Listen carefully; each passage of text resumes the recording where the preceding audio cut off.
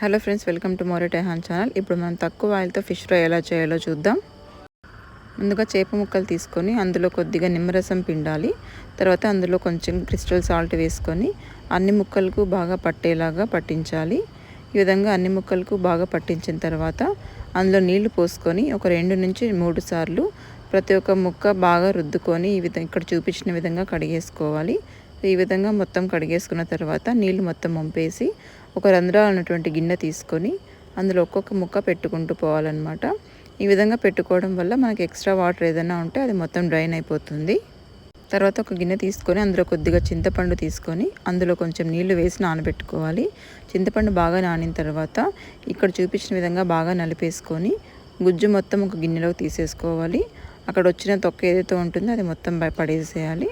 తర్వాత ఆ గుజ్జులో కొద్దిగా మెంతి పొడి, కొద్దిగా జీలకర్ర పొడి, కొద్దిగా పసుపు, కొద్దిగా ఉప్పు, కొంచెం ధనియాల పొడి, కొంచెం మిరప్పొడి, కొంచెం అల్లం వెల్లుల్లి పేస్ట్, 1 స్పూన్ కార్న్ఫ్లోర్, 1 స్పూన్ మైదా పిండి అన్నీ వేసేసుకొని దాంతోపాటు 1 స్పూన్ ఆయిల్ వేసుకొని బాగా కలిపేసుకోవాలి. సో ఇక్కడ చూపించిన విధంగా మొత్తం కలిపేసుకోవాలన్నమాట. మొత్తం బాగా కలిసిపోయిన తర్వాత అందులో మనం కొంచెం కట్ చేసుకున్నటువంటి కొత్తిమీర కూడా వేసేసుకోవాలి. కొత్తిమీర కూడా వేసాక ఇక్కడ చూపించిన విధంగా బాగా కలిపేసుకోవాలి. తర్వాత ఇందాక కడిగి పెట్టుకున్నటువంటి చేప ముక్కలన్నీ ఆ మసాలా పట్టించి పెట్టుకోవాలి. ఇక్కడ చూపించాం కదా, ఆ విధంగా ఒక్కొక్క ముక్కకి మసాలా పట్టేలాగా పట్టించి దీన్ని తీసుకెళ్ళి ఒక అరగంట పాటు డీప్ ఫ్రిడ్జ్లో పెట్టేసుకోవాలి.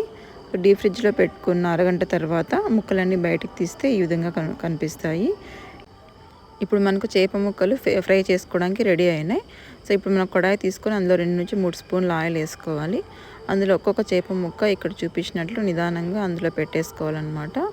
ఈ విధంగా పెట్టిన తర్వాత లో ఫ్లేమ్లో పెట్టి కొద్దిసేపు ఇలా మూత మూసి పెట్టాలన్నమాట. ఈ విధంగా మూత మూసి పెట్టడం వల్ల మనకి చేప ముక్క లోపల నుంచి కూడా బాగా ఉడికిపోతుంది. లేదు అంటే హై ఫ్లేమ్లో పెట్టేస్తే లోపల పచ్చిగా ఉంటుంది. కాబట్టి లో ఫ్లేమ్లోనే ఇలా ఉడికించుకుంటూ ఉంటే మనకి లోపలంతా కూడా పచ్చిగా లేకుండా బాగా ఉడికిపోతుంది అండ్ టేస్టీగా కూడా ఉంటుంది. సో అప్పుడప్పుడు మధ్యలో మనం ఇలా తిప్పుకుంటూ వేపుకుంటూ ఉండాలన్నమాట. 2 వైపులా వేగే వరకు ఇలా తిప్పుకుంటూనే ఉండాలి. తర్వాత 2 వైపులా బాగా వేగిన తర్వాత ప్లేట్లో తీసుకొని సర్వ్ చేసుకోవాలి.